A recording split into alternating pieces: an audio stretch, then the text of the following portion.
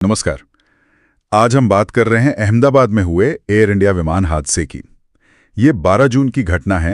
Air India की flight AI-171 एक Boeing 787 Dreamliner थी। लंदन जा रही थी, लेकिन टेक ऑफ के तुरंत बाद ही वो एयरपोर्ट के पास एक हॉस्टल पर गिर गई।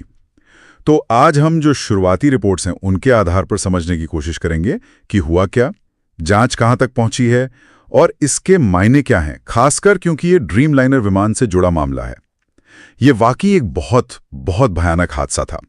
विमान में 242 लोग थे, 230 यात्री और 12 क्रू मेंबर्स। हाँ, और दुखद बात यह है कि उनमें से 241 लोग नहीं बच पाए। और सिर्फ वही नहीं, जमीन पर भी, जहां वो गिरा, हॉस्टल में, हाँ, वहां भी करीब 38 लोगों की मौत हुई। तो कुल मिलाकर आंकड़ा करीब 270 तक पहुंच गया। बाप रे, दल दहला देने वाला आंकड़ा ये तो। पर एक अविश्वसनीय बात भी हुई है इसमें, है ना? हाँ, वो बिल्कुल किसी चमत्कार जैसा है। एक यात्री विश्वास कुमार रमेश ब्रिटिश नागरिक थे, 40 साल के। वो एग्जिट रो 11A पर बैठे थे और वो इमरजेंसी निकास से निकलने में कामयाब रहे। और चोटें भी मामूली आईं? जी हाँ, उन्हें मामूली चोटें ही आईं। ये वाकई हैरान करने वाला है। पर अब फोकस इस पर है कि ये सब हुआ कैसे। वो शुरुआती CCTV फुटेज से कुछ पता चला है क्या? हाँ, फुटेज की बात आ रही है, क्या देखा उसमें? फुटेज में दिख रहा है कि विमान बस थोड़ा ऊपर उठा, शायद 500-600 फीट, फिर जैसे वहीं थम्स आ गया। अच्छा। और टेक ऑफ के मुश्किल से 17 सेकंड बाद ही वो अचानक नीचे गिरने लगा, वो भी पूंछ के बल। सिर्फ 17 सेकंड? मतलब हवा में ठीक से गया भी नहीं था? बिल्कुल।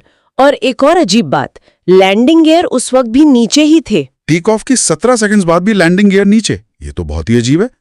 अच्छा, जांच में फिर क्या हुआ? वो ब्लैक बॉक्स वगैरह मिले? हाँ, उसमें तेजी दिखाई गई। करीब 28 घंटे के अंदर ही फ्लाइट डेटा रिकॉर्डर और कॉकपिट वॉइस रिकॉर्डर, जिसे आमतौर पर ब्लैक बॉक्स कहते हैं, वो मिल गए। चलो, ये तो अच्छी खबर है। बिल्कुल। अब उनका एनालिसिस चल रहा है और इसमें अंतर्राष्ट्रीय मदद भी ली जा रही है। जैसे अमेरिका की NTSB है, UK की AIIB है। अच्छा, NTSB क्योंकि बोइंग अमेरिकी है और AIIB क्योंकि फ्लाइट लंदन जा रही थी। हाँ, बिल्कुल। और FAA और बोइंग के लोग भी शामिल हैं। तो ब्लैक बॉक्स मिलने के बाद भी कोई अंदाजा लग रहा है? मतलब शुरू में क्या लग रहा है, क्या हुआ होगा? देखिए, डेटा का पूरा विश्लेषण होने में तो वक्त लगेगा, लेकिन जो शुरुआती थ्योरीज हैं उनमें एक है ड्यूअल इंजन फेलियर। दोनों इंजन एक साथ फेल? हाँ, ये एक संभावना है कि शायद दोनों इंजनों ने एक साथ काम करना बंद कर दिया हो सकता है कोई बड़ी मैकेनिकल खराबी आई हो, जिससे विमान को वो जरूरी थ्रस्ट, वो पावर ही नहीं मिली कि वो हवा में टिका रह सके। क्या इसके अलावा भी कुछ और देख रहे हैं, जैसे फ्लैप्स या गियर में कोई प्रॉब्लम? हाँ, वो सब भी देखा जा रहा है।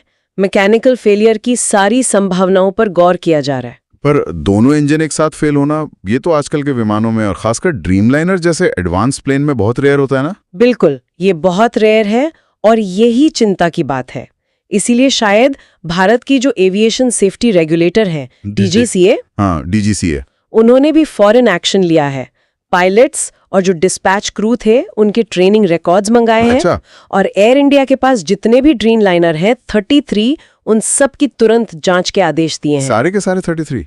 मतलब ये बहुत सीरियसली लिया जा रहा है मामले को। हाँ, जाहिर है, ये एक तरह से पूरी सुरक्षा व्यवस्था की बड़ी समीक्षा है। और ये हादसा इसलिए भी शायद ज्यादा बड़ा लग रहा है क्योंकि 787 ड्रीमलाइनर का सेफ्टी रिकॉर्ड तो अब तक बहुत अच्छा था शायद। बिल्कुल सही कहा आपने।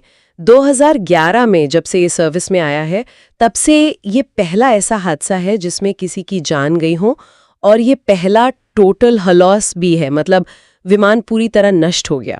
पहला फेटल और पहला हल लॉस दोनों? जी हाँ, और लगभग 270 मौतों के साथ ये हाल के सालों में भारत की सबसे भयानक विमान त्रासदियों में से एक बन गया है। इसने वाकई आधुनिक एविएशन टेक्नोलॉजी और उसकी निगरानी पर गंभीर सवाल खड़े कर दिए हैं। सही बात है। अब आगे क्या होगा? मतलब जांच रिपोर्ट कब तक आने की उम्मीद है? देखिए, एक शुरुआती रिपोर्ट तो शायद कुछ हफ्तों या 2-3 महीनों में आ जाए, लेकिन मामला इतना पेचीदा है कि पूरी जांच में बहुत ज्यादा समय लग सकता है, शायद साल भर या उससे भी ज्यादा। इस बीच एयर इंडिया, टाटा समूह, बोइंग और दुनिया भर की एविएशन अथॉरिटीज, वो सब 787 के सेफ्टी प्रोटोकॉल और मेंटेनेंस को फिर से देख रहे हैं, ताकि भविष्य में ऐसा न हो। और जाहिर है, जो पीड़ित परिवार हैं, वो पहचान और मुआवजे का इंतजार कर रहे हैं।